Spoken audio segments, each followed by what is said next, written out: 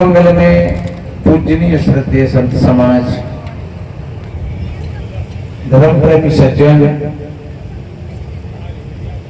शक्ति स्वरूप माताएं और बहन, छोटे छोटे बच्चे एवं बच्चियां, सभी को वंदन अभिनंदन करते हुए थोड़ा निवेदन करें। अभी हमारे परम श्रद्धेय श्री बालक साहब जी हमसे तो उम्र में भी बहुत बड़े हैं और साधु जीवन में भी वो हमसे पहले आए हैं और वो तो शुरू साधु हैं।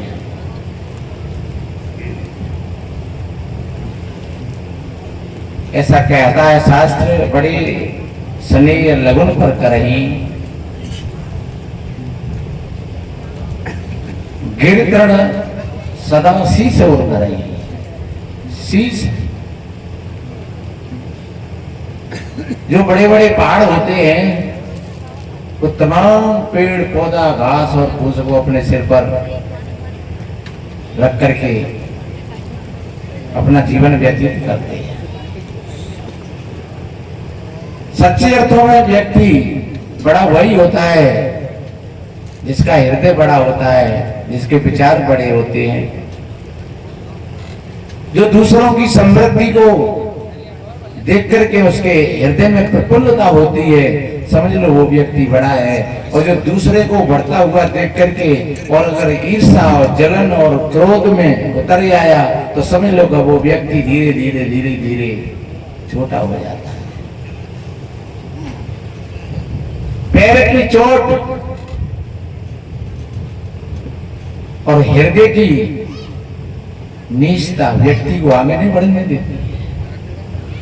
इसलिए हमेशा अगर कोई बढ़ता हुआ हो तो प्रसन्न होना, खुश होना और सहायता करना, सहयोग करना कि मेरा भाई बढ़ रहा है, बहुत अच्छी बात है, बहुत अच्छी बात है। और अगर आपका भाई बढ़ रहा है कहीं तो आप ही बढ़ रहे हो। अगर आपके भाई का कहीं सम्मान है तो आपका ही सम्मान है। आपके मित्र का अगर सम्मान है तो आपका ही सम्मान है। आपके बेटा का सम्मान है तो आपका ही सम्मान है। आपके छोटे भाई का सम्मान है तो आपका ही सम्मान है। आपको गौरव होना चाहिए कि धन्य है हमारा छोटा भाई है, लेकिन क्या कर रहा है। अगर आपने अक्सर करके यही होता है कि जलन पैदा हो जाती है, ईर्ष्या पैदा हो जाती है, चाहे वो घर परिवार की बात हो, बहन बेटियों की बात हो, चाहे वो भाई भाइयों की बात हो। एक भाई अगर बढ़िया अच्छा मकान बनवा लेता है तो दूसरे भाई के फिर ईर्ष्या पैदा हो जाती है। एक छोटी सी बात मेरे ध्यान में आ गई। महात्मा लोग कहा करते हैं, बताते हैं, कोई एक भगत जी थे पुजारी, और पुजारी थे लेकिन थे दरिद्री कंगाल। और व्यक्ति दरिद्री होता है वो अपने विचारों से ही होता है। जिसके हृदय में संकीर्ण विचार होते हैं वो धीरे धीरे पतन की ओर चला जाता है। जिसके हृदय में विचारों की विशालता होती है वो व्यक्ति धीरे धीरे ऊपर चढ़ता हुआ चला जाता है। अपने आप को कमजोर मत समझना। आपका हृदय विचारों का सागर है। चाहे आप उसको तुम गंदगी गंदे बना करके और आप चाहे उसको नाला बना दीजिए उन विचारों को, और चाहे एक झरना बना दीजिए, वो आपकी मर्जी है। अगर आपने अपने विचारों को सुंदर झरना बना दिया तो आपको तो सुख और शांति मिलेगी, लेकिन उस झरना के आसपास जो लोग रहेंगे वो पानी पिएंगे, वो स्नान करेंगे उस झरना में, उनको भी सुख मिलेगा, शांति मिलेगी, उनका भी जीवन अच्छा बनेगा। और ध्यान रखो, विचारों से बड़ी और कोई शक्ति नहीं है व्यक्ति के पास। बाबा साहब के पास में, लाला जल्दी हटाओ, बंद कर दिया, बंद कर दिया बेटा, बंद कर दिया, पीछे ले जाओ या बाबा साहब के पास में विचारों की शक्ति थी। एक विचार की शक्ति से, कलम की शक्ति से उन्होंने तलवार नहीं उठाई, उन्होंने कोई तोप और तलवार नहीं चलाई।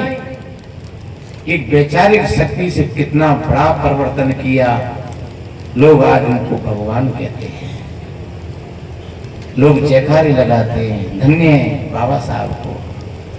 हजारों साल की व्यवस्था को एकदम पलट दिया। ऐसे पलटा, कितने अपमान सहे। पानी नहीं पीने दिया, कोई बात नहीं है। गाड़ी में से उतार दिए, कोई बात नहीं है। किसी ने अपशब्द कह दिए, कोई बात नहीं है। कितना हृदय विशाल था उनका। लोग आज कितना उनका जयकारा लगाते हैं और मद्यपान करते हैं और आपस में द्वंद्व करते हैं और लड़ाई और झगड़े करते हैं आपस में, और चंदा के पैसा इकट्ठा कर करके बाबा के नाम से और भाई की शराब और बकरा मुर्गा खा जाते हैं। तो सज्जनों, वैचारिक जो क्षेत्र है, सदगुरु कबीर साहब ने तो जहां तक कहा है, कर विचार विकार पर हर तरन तारण सोय, और कहे कबीर भगवंत भज नर दुतिया और ने। अपने विचारों को संकीर्ण मत बनाना, अपने विचारों को बलिष्ठ बनाना, अपने विचारों को भिखारी मत बनाना, अपने विचारों को दानी बनाना, अपने विचारों को कंगला मत बनाना, अपने विचारों को अमीर बनाना। जब आपके विचार कहते हैं वो फकीर फकीर नहीं जिसका दिल अमीर ना हो, और वो अमीर अमीर नहीं जिसका दिल फकीर ना हो। तो सज्जनों, कहें कबीर वो ही बड़ा जिसके बड़े विचार। तो मैंने बोला बाबा साहब ने एक वैचारिक धारा से और हजारों साल की रूढ़िवाद को पलट दिया, और हम सभी भाई बहन विचारवान बने। लेकिन हमारे विचारों में कब सड़ांध पैदा हो जाती है। मैंने बोला था कि एक पुजारी था, पड़ा रहता घर पर, सोचता रहता उल्टा सीधा। उसकी पत्नी ने कहा पुजारी ने कि सुनता ना हो क्या, कि हमने सुना है कि एक समुद्र के किनारे पर एक महादेव बाबा का मंदिर है, और वहां जाकर के कोई भजन करता है तो जो कुछ मांगता है वही उसको मिल जाता है। तो तुम चले जाओ, नहीं यहाँ डरे परे क्या करते रहते हो, दिन भर खाट को तोड़ते रहते हो। पुजारी की समझ में आई कि चलो ठीक है, सही कह रही है पुजारी। और जाकर के पुजारी ने और वहां जाकर के भजन ज्ञान किया। ये कथा है, प्रसंग है, दृष्टांत है किसी बात को समझाने के लिए। तो वहां जाकर के उन्होंने कुछ भजन ध्यान किया, महादेव बाबा की आराधना की, और बताते हैं महादेव बाबा प्रकट हो गए और कहा कि बता तू क्या मांगता है सो मांग ले। पुजारी ने कहा महाराज मैं क्या मांगू, आप जानते हो आप जो बिना मांगे ही दे दो। महादेव जी ने कहा तो ठीक है कोई बात नहीं है, मेरे पास में एक शंख है, ये ले जाते। तो महाराज इससे मैं क्या करूंगा, कि इससे तुम वो करोगे कि जो तुम मांगोगे वही तुमको मिल जाएगा, जो तुम मांगोगे वही तुमको मिल जाएगा। तो पुजारी एकदम खुश हो गया। लेकिन फिर महादेव जी ने कहा कि सुन भैया ने लौटिए, तो मिल जाओ जो तू मांगे वो सो। पर तेरे पड़ोसी ने क्यों, तेरे गांव में दोनों है जाओ, तुझे मिलेगा उससे तेरे काम वालों के यहाँ तेरे पड़ोसियों के घर पर दूना हो जाएगा। तो एकदम उसका दिमाग फिर खराब हो गया कि देखो जब महादेव बाबा की बुद्धि खराब होगी भांग खाएगा ही। तपस्या करी मैंने, भूखो प्यास हूं मरो, और काम वाले ने दोनों है जाओ। और बरबराता हुआ चला आया और कपड़ा में लपेट करके और कहा पुजारी से पंडितानी से कि सुने या रखे थे भीतर पर सामने कि बात क्या है, कि बात यह है कि महादेव बाबा की तो है गई बुद्धि खराब, मैंने करी तपस्या, तो फिर क्या बात हो गई, कि बात ये हो गई कि जो हम मांगेंगे सो हमें तो मिल जाएगा, पर हमारे पड़ोसी हमारे गांव वालों को हमसे दूना मिलेगा। तो पंडितानी ने कही तो फिर बात क्या है, अरे जितना हमें जरूरत है उतना हमें मिल जाए, फिर कहूँ दूनों मिले चौगुनों मिले वो उनके भाग्य की बात है। बोले चुप रहे पागल कही गई, ये को खातर किया तो कोई अच्छे लगेंगे। मैं तो चाहे भले पल्लेदारी बेलदारी कर रहा हूँ, पर ऐसा मैं कभी नहीं देख पाऊंगा कि हमारे पड़ोसी ज्यादा हमसे बढ़िया बन जाए। तो वहां ने कपड़ा में लपेट करके शंख को रख दिया बक्सा में, और वो तो चला गया कहीं मेहनत मजदूरी करने के लिए। अब पंडितानी ने सोचा कि पंडित को तो दिमाग खराब है वो, अरे हमें मिल जाए जितनी हमें जरूरत है, और दुनिया जो जितना मिलेगा वो मिल जाएगा।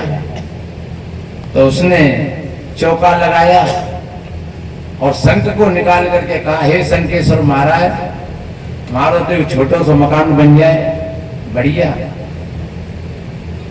तो मकान बन गया, पर पड़ोसी के 2 मंजिल के बन गए, 2-2 मंजिल के 2-2 मकान हो गए। हे शंखेश्वर महाराज ने पानी की परेशानी है, एक कुआं और बन जाए दरवाजे पे ही, तो ये कुआं बन करके तैयार हो गया। लेकिन पड़ोसी ने कहा 2 कुआं तैयार है। हे शंखेश्वर महाराज एक भैंस और मिल जाए दूध पीवे, तो भैंस मिलेगी बढ़िया, पर पड़ोसी ने कहा 2 भैंसी आएगी बड़ी बड़ी। अब तो छक छन रही है, खूब बच्चा पड़ भी जाते हैं, खूब दूध और घी और बढ़िया खाना और पीना, बड़ी मौज की छन रही है। और भाई की नहीं, अब तो पूरे गांव में चकाचक मामला हो गया। डेक बज रहे हैं, टीवी बज रही है, बड़ा आनंद आ रहा है पूरे गांव में।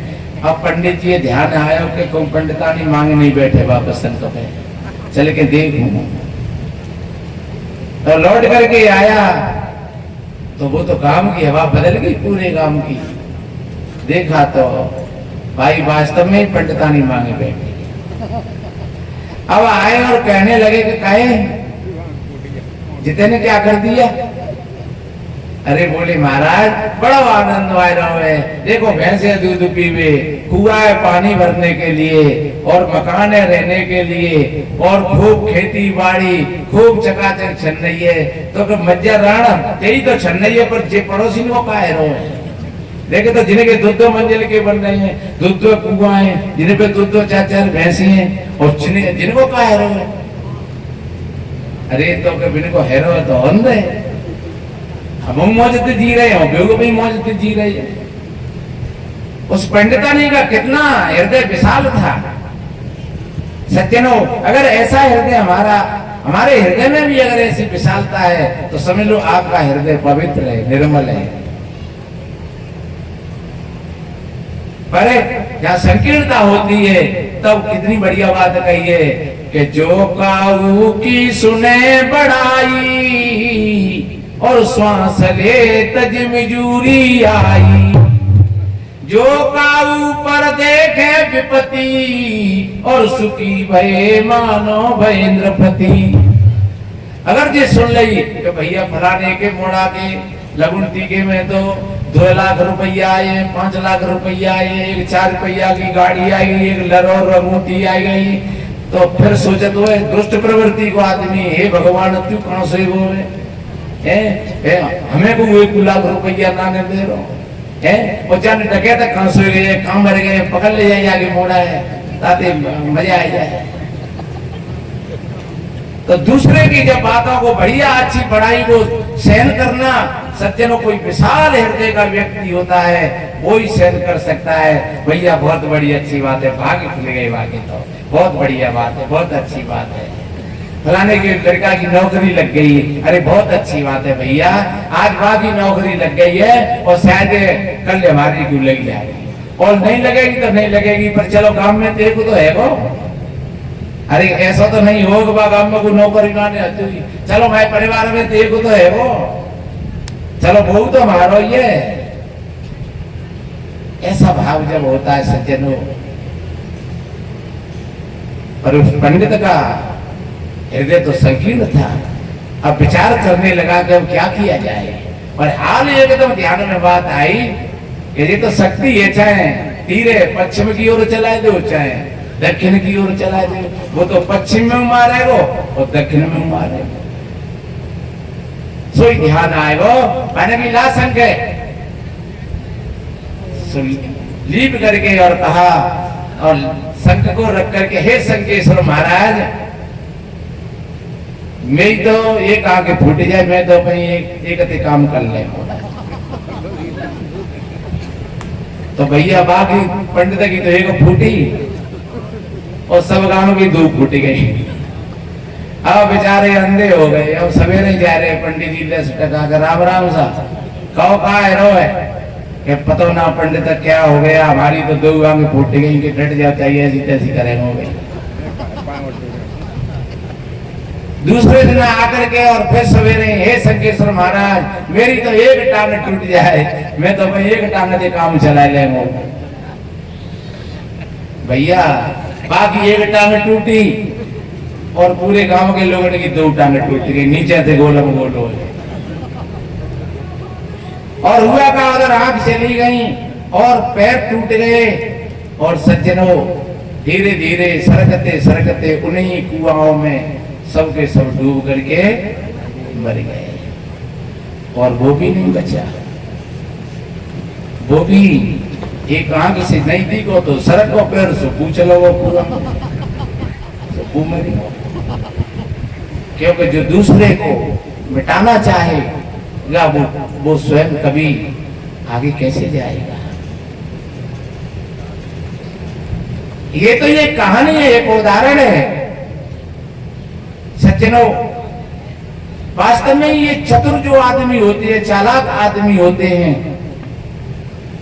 उनको दूसरों का खाना पीना रहना सहना अच्छा नहीं लगता है। और यही सदियों से होता आया है ये आज की बात नहीं है। किसी न किसी प्रकार से धोखा दे करके गठियाई करके किसी प्रकार से ये आंखों को ही फोड़ना है।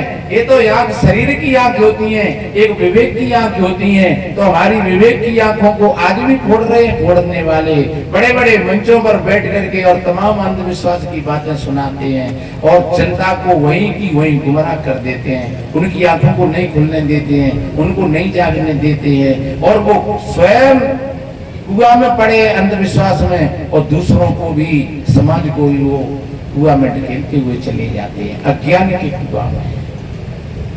ये चतुर और विद्वान लोगों के विचार ऐसे ही रहे हैं। ध्यान रखो जिस जो मंच लगा हुआ है ये विद्वानों का नहीं है ये ज्ञानी पुरुषों का है।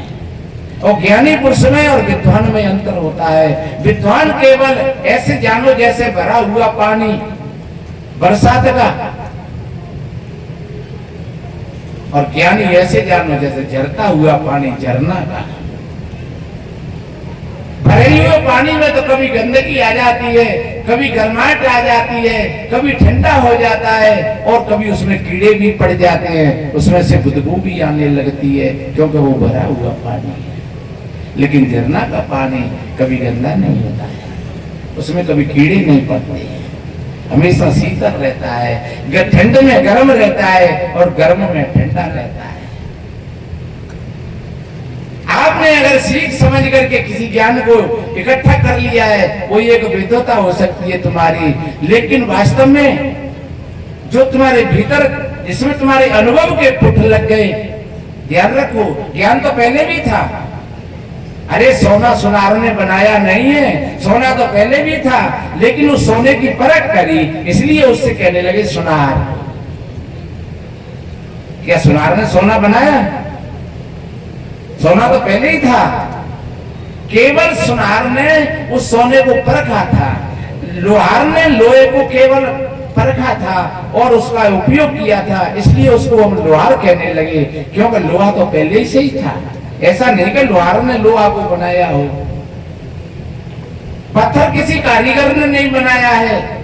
हाँ उसमें से मूर्तियां हैं और कलाएं उसको परख परख करके कारीगर बनाता है तब कहते बड़ा कलाकार है ये पत्थर का बड़ा ये अच्छा लोहार है अच्छा सुनार है। ऐसे जो ज्ञान में जो अनुभव के पुट जिसके लग जाते हैं मेरे भाई बहनों उसको ज्ञानी कहते हैं। और जो अनुभव के पुट तो नहीं लगा पाता है अनुभव तो नहीं कर पाता है और वो सीख सीख करके इधर उधर से और ढोता रहता है बोझा और वो रहने में अगर नहीं आता है तो सज्जनों फिर वो ऐसे ही समझो जैसे गधा की पीठ पर चंदन, गधा की पीठ पर चंदन को गट्ठा धरा है, पर सुगंधी कोई बोध थोड़ा ही है उस सुगंधी का, उसके लिए तो वो लकड़ियों का पूजा है। कोई भी शास्त्री हो, कोई भी विद्वान हो, अगर विद्वता में अगर ऐसा ही है, उसके पास में अगर अनुभव के पुट नहीं है, तो समझ लो कि उसने केवल उस गधा की भांति और उस शास्त्र के पूजा को ढो रहा है, लेकिन सच्चे अर्थों में उस शास्त्र का विशेष उसको गहराई का कोई बोध और ज्ञान नहीं है। केवल अर्थ करने से और कविता बनाने से कोई कवि नहीं होता है। वो हमारी रेनी में आ जाए। सदगुरु कबीर साहब ने कहा है, कथनी लागे खांडसी करनी बिसकी लोय, और कथनी सो करनी करे बिससों अमृत हो। कहता तो बहुते मिले, कहता मिला न कोई, सो कहता है भाई जान दे जो न कहता हो। अगर हमारा हृदय संकीर्णता से भरा हुआ है, जैसे उस पंडित का हृदय संकीर्णता से भरा हुआ था, ऐसे ही अगर हमारा हृदय भरा हुआ है, तो हम निवेदन करते हैं, आज संकल्प लेकर के अपने हृदय को पवित्र बनाएं और विशाल बनाएं। आपका हृदय जब विशाल होगा, आप जितना हृदय आपका सुंदर होगा, उतनी आप सुंदर लगोगे।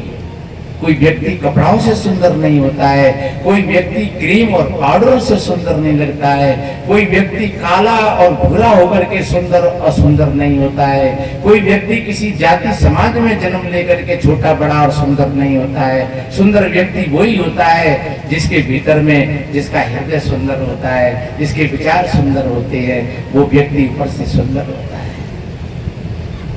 इसलिए मेरे भाई बहनों, हम अपने भीतर की सुंदरता को समझें, और वो भीतर की सुंदरता हमें कहीं बाहर नहीं मिलेगी। लोग बाहर भटक रहे। एक बहन बाहर गई कहीं, एक बहन ने कहा, एक छोटा सा भजन सुनाऊं फिर पूरा करेंगे, साहिब जी विराजमान है।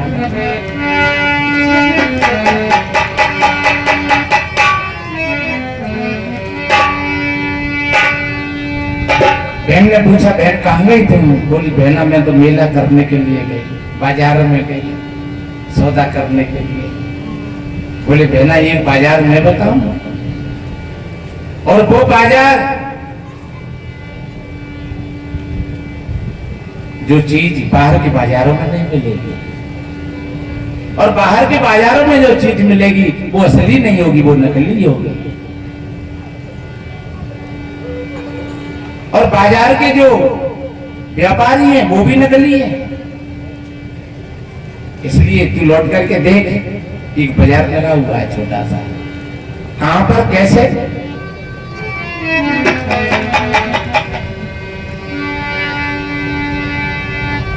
एरी सखी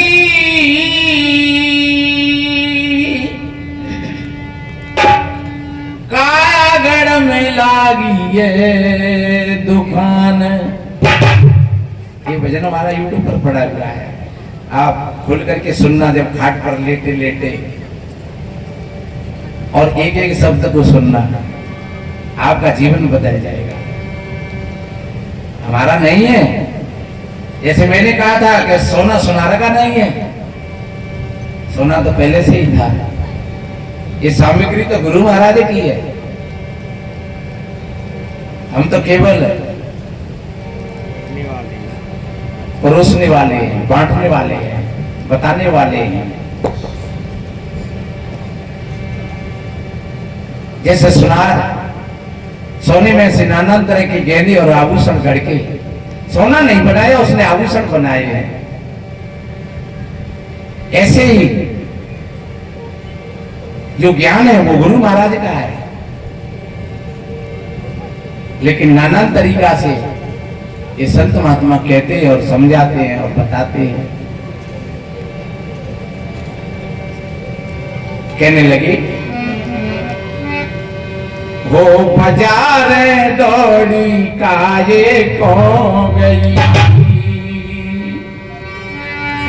एरी सखी कायागढ़ में लागी ये दुकान, बाजार दौड़ी काये को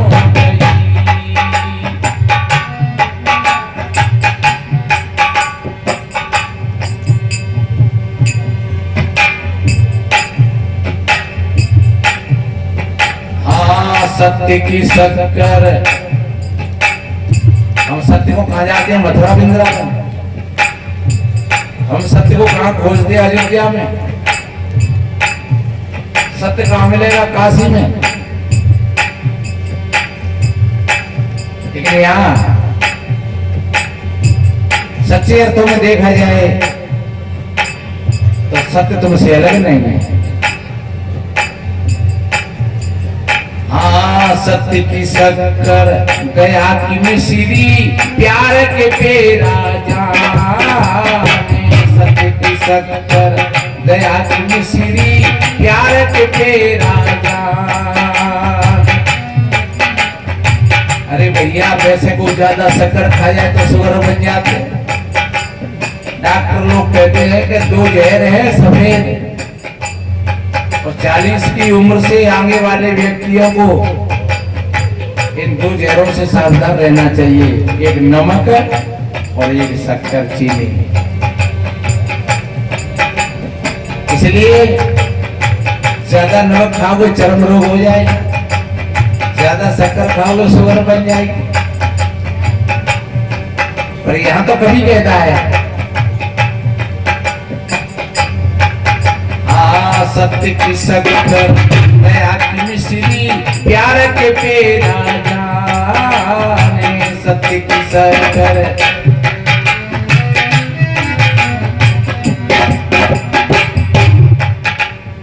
सत्य का साक्षात्कार कर लेता है।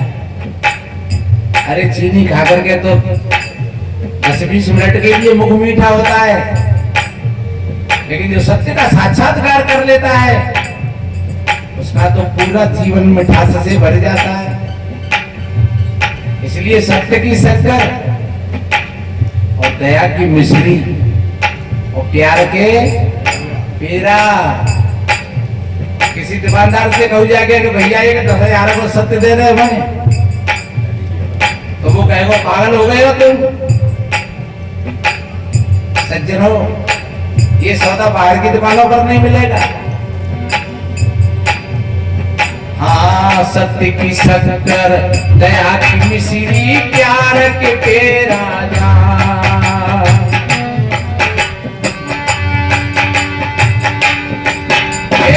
सत्य गुणों की बनी जलेबी,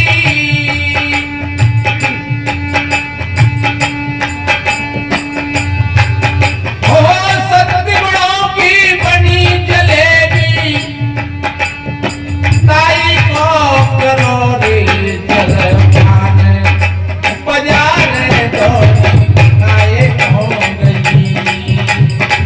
तेरी सखी काया गढ़ में लागे दुकान, बजाने दो काये हो गई। तेरी सखी काया गढ़ में लागे दुकान, बजाने दो। और कितनी बढ़िया बात कही। हाँ, नमक को नमक, धर्म को धनिया। हमारी रसोई में सारी चीजें हैं, मेवा मिष्ठान, साग सब्जी, दाल भात, सब घी दूध, लेकिन नमक नहीं हो। कैसी रसोई बनेगी? फीकी। एक चौपाई में बड़ा अच्छा कहा है, नमक बिना ज्ञान बिना रे नर सोवई कैसे। ओ ज्ञान बिना रे नर सोवई कैसे। नमक बिना रे बहु जैसे। नमक बिना रे बहु व्यंजन जैसे। एक बात और पता है, नमक के बिना फीकी रसोई हो जाती है। और थोड़ा लापरवाही में अगर नमक ज्यादा नहीं डले वो नहीं तो फिर तुम्हारी रसोई को खराब कर देगा। फिर चाहे जितना वहां घी डाली हो, चाहे पनीर डाली हो, चाहे तेल डाली हो, चाहे और मसाले डाली हो, पर कोई दिखे वो आने, अरे भैया ये तो नमक ज्यादा हो गया। इसलिए ध्यान रखो, नमक ज्यादा भी नहीं होना चाहिए और नमक के बिना सब्जी में आनंद भी नहीं आएगा। ऐसे जीवन में ज्ञान होना चाहिए, पर ये ध्यान रखो अगर सूखा ज्ञान हुआ तो वो तुमको नास्तिकता की ओर ले जाएगा। और सूखा ज्ञान तुमको चरित्रहीन कर देगा। इसलिए ज्ञान होना चाहिए जरूर, लेकिन ज्ञान के साथ श्रद्धा भी जरूरी है। इसलिए नमक नमक धर्म को धनिया, क्षमा को धीरो जाने। नमक नमक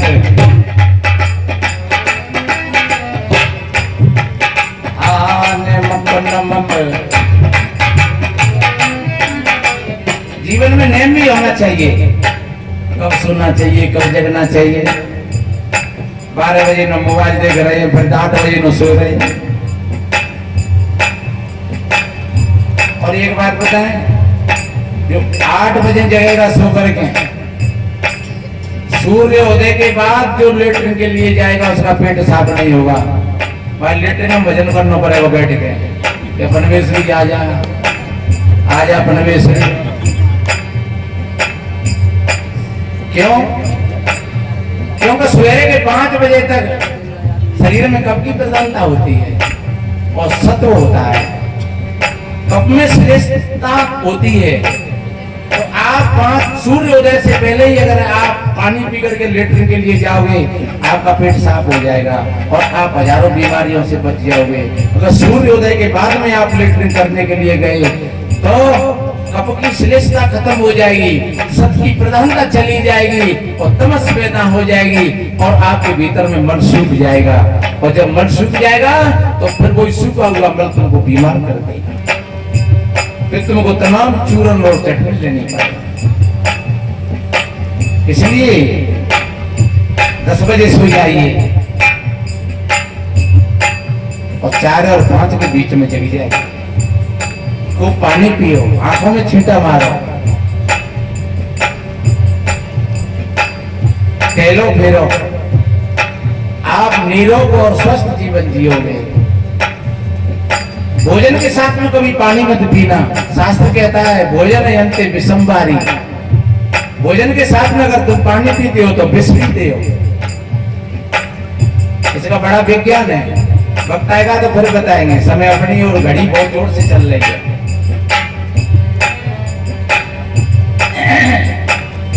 नमक नमक धर्म को धनिया, क्षमा को धीरो जान।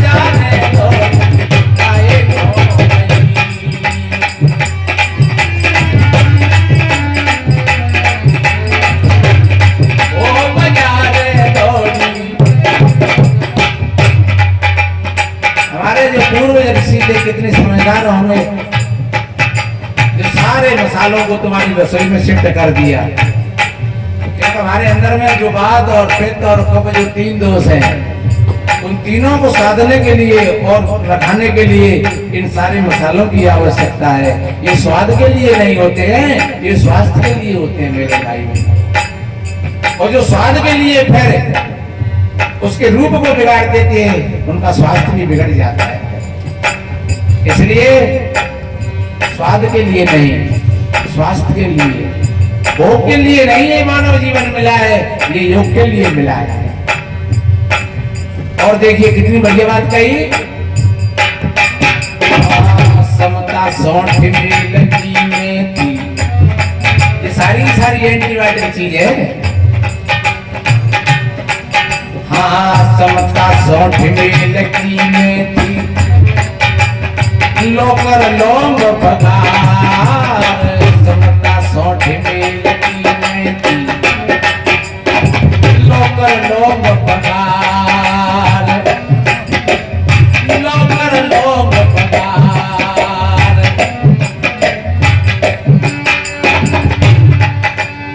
ज्ञान को खारा विवेक को चूना, अरे प्रेम को खायो में पान, बाजार दौड़ी खाए भोगनी।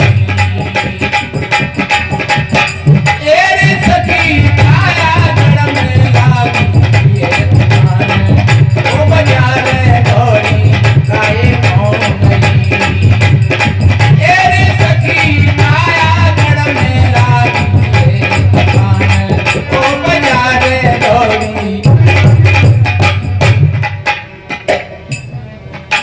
ये भजन ऐसे ही जा लो जैसे अनाज में गेहूं,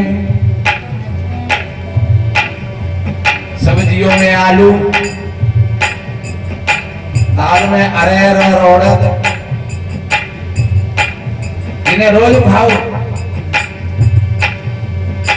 ऐसे ही जो भजन है जिनको रोज खाओ वो रोज चिंतन करो। ये मन सोचिएगा जे तो हमने कल सुनो, तुमने सुनो पर सीखो नहीं। और हम कहते हैं कि सुन करके सीख लेना और सीख करके अपने जीवन में धारण कर लेना, आपका जीवन बदल जाएगा, आपका हृदय परिवर्तित हो जाएगा।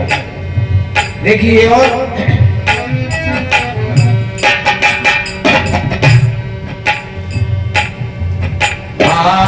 की मेरा चलो को लहसन, क्रोध तमाकू जाने, मोह की मेरा चलो को लहसन, क्रोध तमाकू जाने।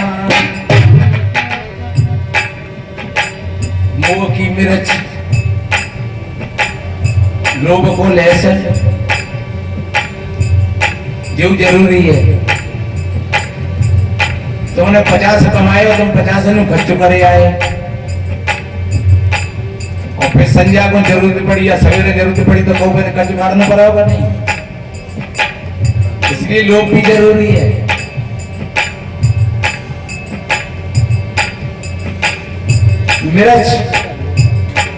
मिर्च एक तेजस्वी चीज है।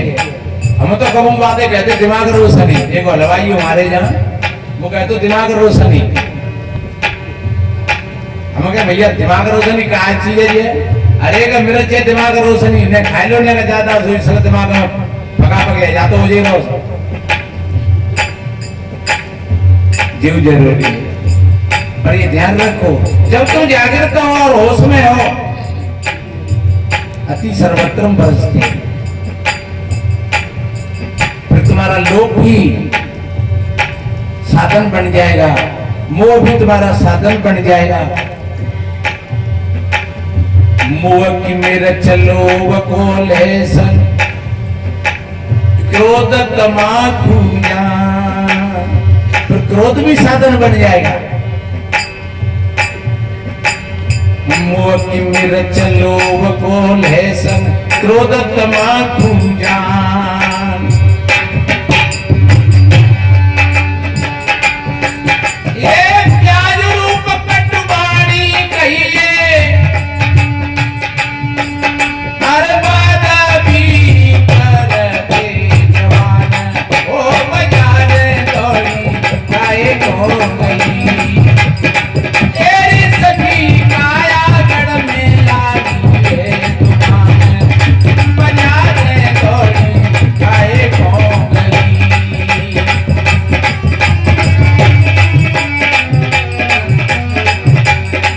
ओ बाजार दौड़ी। हमारे पूज्य साहिब जी बोल रहे अभी, बालक साहिब जी कौआ ने कौन प्रवचन करे, लोगों ने डीम मारे वहां दूसरी जगह बैठे करे थे बाउंटी मारे ढेड़ा ढेड़ा कह करके, तीसरी जगह फिर करे प्रवचन थे नौगांव टीम पत्थर पर गए। कौआ ने सोची भाड़ में जाए देश बहुत बेकार है, चलो हम विदेश में देखे हम माना उड़ाना भरी रास्ता में कोयले मिलेगी। बोले काका जी कहाँ जा रहे हो? एक मोड़ी कछुआ से पूछे देश बहुत बेकार है। ऐसे बेवकूफ आदमी है, जहां मैं प्रवचन करने के लिए बैठता हूँ भाई लोग मेरे से गाली देते हैं और डीम मारते हैं। तो फिर कहाँ जा रहे हो? तो बहुत देश बड़े हैं, अमेरिका, इंग्लैंड, जर्मन, जापान, चीन। तो काका जी एक बात मैं बताऊं कि बताए भैया क्यों बता दे?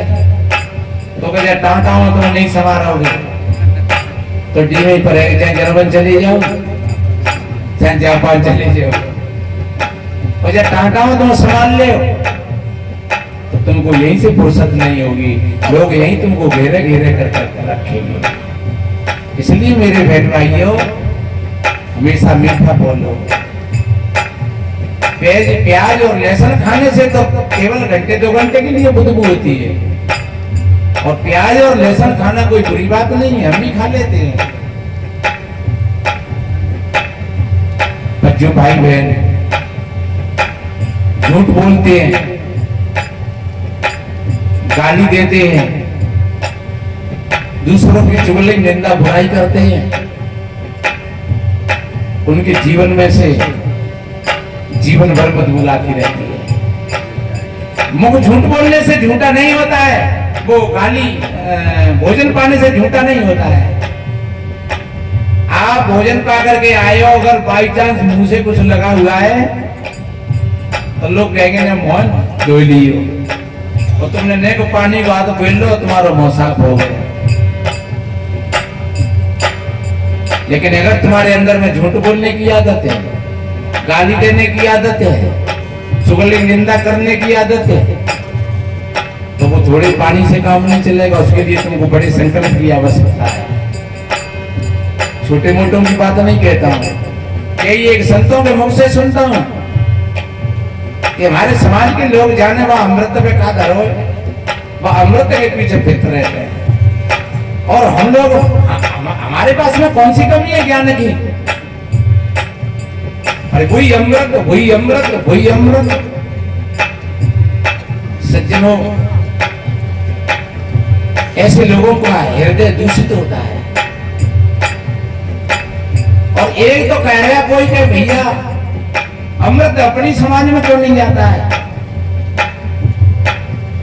मेरे आसपास जो साधु रहते हैं, वैसे तो मैंने जब से मैंने सुख संवारी है तब से मैंने अपनी समाज, पूरे विश्व को ही अपना समाज माना है। लेकिन जो मेरे पास साधु रहते हैं, आप उनसे पूछिए, आश्रम पर ठाकुर भी आते हैं, और ऐसा कोई वर्ग व्यक्ति नहीं होगा कि जो नहीं आता हो, और आश्रम पर आकर के और वो कोई द्वेष मानता हो किसी साधु से, चाहे वो किसी समाज का साधु हो। आश्रम पर जो साधु रहते हैं और जो लोग आते हैं, वो सब लोग सब संतों का सम्मान करते हैं। और जिस समाज के बीच में बैठा हूं वही मेरा समाज। कोई भी समाज मेरे को कुछ देता है पुरस्कार के रूप में, दक्षिणा के रूप में, तो कुछ न कुछ उसको मिलता होगा, क्योंकि मैं किसी समाज से मैं हाथ नहीं पसार रहा कि भैया मेरे लिए जाओ, तुम चंदा करो मेरे लिए, मेरा आश्रम बनवाओ, मेरा भंडारा करवाओ।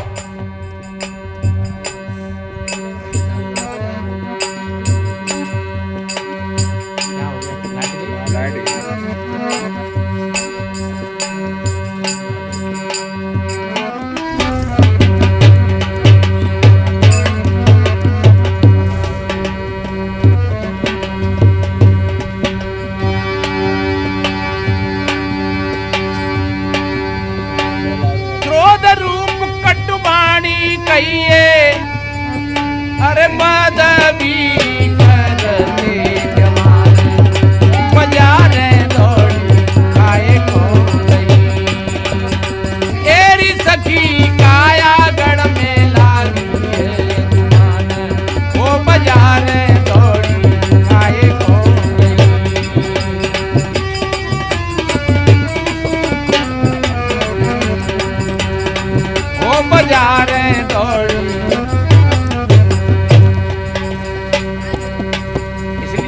भाई बहनों,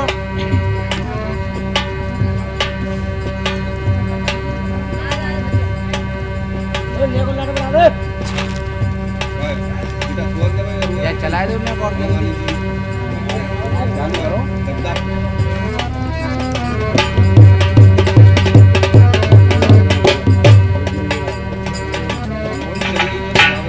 इसलिए मेरे भाई बहनों, सदगुरु कबीर साहब जी ने कहा है, जो साधु संत होकर के भी अगर ऐसी घृणा और किसी जाति समाज को मानती हैं, तो मैं तो समझता हूं कि वो प्रवचन भले कर लेते हो, लेकिन उनके भीतर में अभी वो दीवार लगी हुई है। सदगुरु कबीर साहब जी ने कहा है, पंडित देखो हृदय बिचारी, को पुरुषा को नारी, माटी का अगर साथ बनाया ना दे बिंद समाना, और घट बिन से क्या नाम करोगे है मुख खोज बुलाना। एक है तुझा हाड़मल मूत्रा, एक रुद्र एक कूदा, और एक पुंग से सृष्टि रची है को ब्राह्मण को सूत्रा। रजोगुण ब्रह्मा तमोगुण शंकर सतो गुड़ियरी होई, कहे कभी राम रम रहिए युत्र कनक। तो सज्जनों, जाति का अर्थ जन्म से होता है।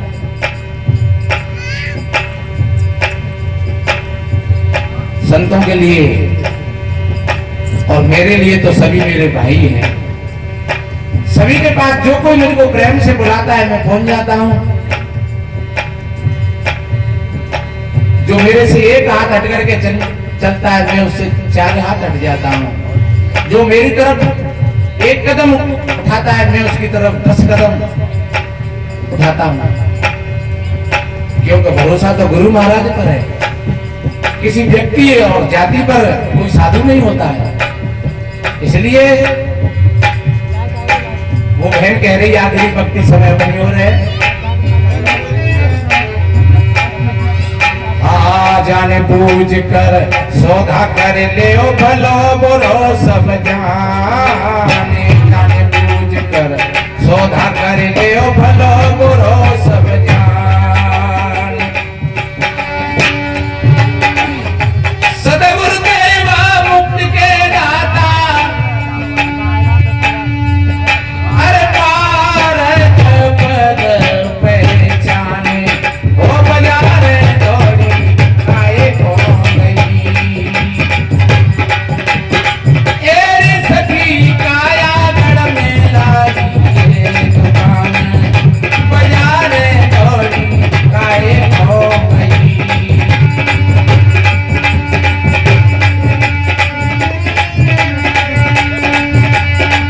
अब तो त्यारी पड़ो, बहना वक्त नहीं है सोने का। अब तो त्यारी पड़ो भैया, वक्त नहीं है सोने का। अब तो त्यारी पड़ो बहना, वक्त नहीं है सोने का। हेलो, इसलिए मेरे भाई बहनों, मैंने निवेदन किया कि अपने हृदय को विशाल बनाए, अपने विचारों को उत्कृष्ट विचार बनाए। आपका जीवन उतना ही सुंदर बनेगा, अच्छा बनेगा। दूसरे के सुख को देख करके सुखी हो जाइए, दूसरे के दुख में थोड़ा हाथ बढ़ा दीजिए। कहते हैं दुखियों पर तुम करुणा करना, प्यासे को नीर पिलाना जी। भूखे को तुम भोजन देना, प्यासे को नीर पिलाना जी, और दुखियों पर तुम करुणा करना, परोपकार कमाना जी। यही मानव जीवन की विशेषता है। और हमारे पूज्य साहब जी विराजमान हैं। वक्त आएगा तो फिर दिन में हम सभी भाई बहनों के समक्ष धन्यवाद निवेदन करेंगे। संतों का यही भाव होता है, सर्वे भवन्तु सुखिनः, सर्वे सन्तु निरामया, सर्वे भद्राणि पश्यन्तु मा कश्चित् दुःख भाग् भवेत्। सभी के जीवन में आनंद नहीं, शुभ मंगल कामनाओं के साथ बोलिए सदगुरु कबीर साहिब की साहिब।